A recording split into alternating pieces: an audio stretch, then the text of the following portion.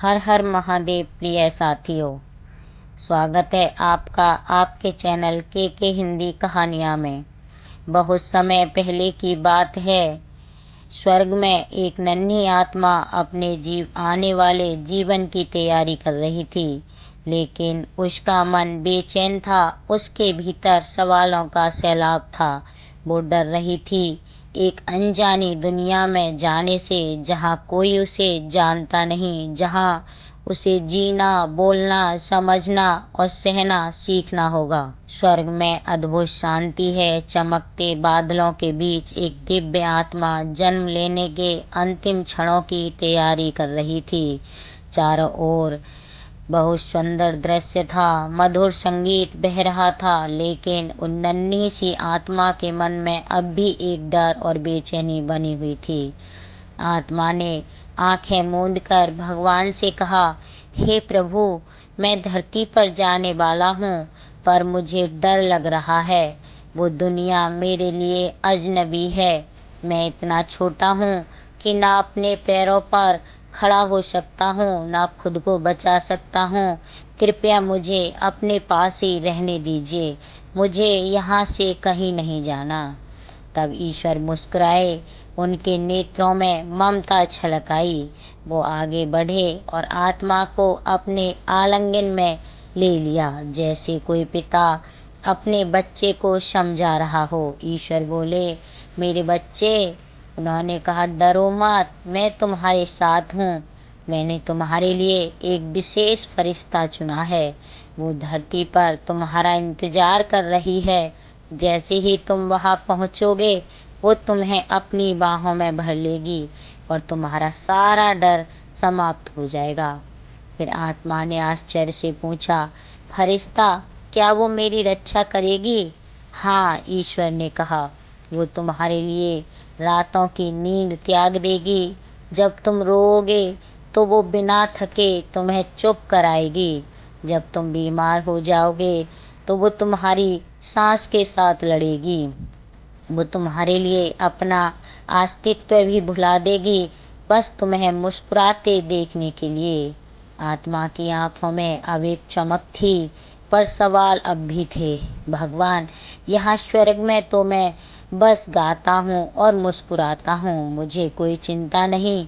क्या वहाँ धरती पर मैं खुश रह पाऊंगा? ईश्वर ने हल्के से सिर हिलाया। तुम्हारा फरिश्ता तुम्हारे लिए गाएगा। वो तुम्हारी आंखों में देखकर मुस्कुराएगा। वो हर दिन तुम्हें इतना प्रेम देगा कि तुम्हारा दिल प्रसन्नता से भर जाएगा। उसकी गोद में तुम्हें वही शांति मिलेगी जो यहाँ मेरी गोद में मिलती है। तब आत्मा को एक और डर सताने लगा। वो बोला, लेकिन मैं तो उनकी भाषा नहीं जानता। मुझे लोग कैसे बात करेंगे और मैं उन्हें कैसे समझूंगा? ईश्वर हंसे, जैसे उन्हें पहले से ही इस मासूम की चिंता का अनुमान हो। तुम्हारा फरिश्ता तुमसे बात करेगा। उसके शब्दों में इतना प्रेम और मिठास होगा कि वो बिना बोले भी तुम्हारे मन को समझा देगा। धीरे धीरे वो तुम्हें बोलना सिखाएगा। तुम्हारा पहला शब्द, पहली पुकार, वो उन शब्दों को अपने जीवन की सबसे बड़ी उपलब्धि मानेगा। और जब मैं आपसे बात करना चाहूँ प्रभु, तब भी वही फरिश्ता मुझे तुम्हें रास्ता दिखाएगा। ईश्वर ने कहा, वो तुम्हें सिखाएगा कि कैसे दिल से मुझे पुकारना है, कैसे आंखें बंद करके प्रार्थना करनी है। और जब तुम मन से प्रार्थना करोगे, मैं सदैव तुम्हारे पास होऊंगा, जैसे अभी हूँ। तब आत्मा थोड़ी उदास हो गई। भगवान, एक और सवाल।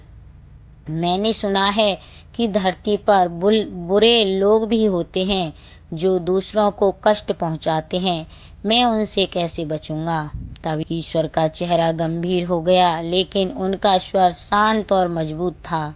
उस फरिश्ते के आगे कोई बुराई तुम्हें छू भी नहीं सकेगी। वो तुम्हारे लिए दीवार बन जाएगी, ढाल बन जाएगी। अगर कभी ऐसा समय आए जब तुम्हारी जान खतरे में हो, तो वो अपनी जान देकर भी तुम्हारी रक्षा करेगी। अब आत्मा की आंखें नम हो गई थीं। भगवान, एक बात जो मुझे सबसे ज़्यादा दुख देती है, मैं वहाँ आपको नहीं देख पाऊँगा। आपकी ये रोशनी, ये प्रेम, ये शांति, सब कुछ यहीं छूट जाएगा। ईश्वर ने आत्मा के गाल पर हाथ फेरा और बड़े प्यार से कहा, मेरे बच्चे, वो फरिश्ता ही तुम्हारे लिए मेरी छाया होगा। जब वो तुम्हें अपनी गोद में लेगी, समझना कि मैं तुम्हें अपनी बाहों में लिए खड़ा हूँ। जब वो तुम्हें सुलाएगी, समझना कि मेरी लोरी तुम्हारे कानों में गूंज रही है। वो तुम्हें मेरे बारे में बताएगी, तुम्हें बताएगी कि तुम्हारा असली घर कहाँ है, और एक दिन वो तुम्हें वापस मेरे पास पहुँचने का रास्ता भी दिखाएगी।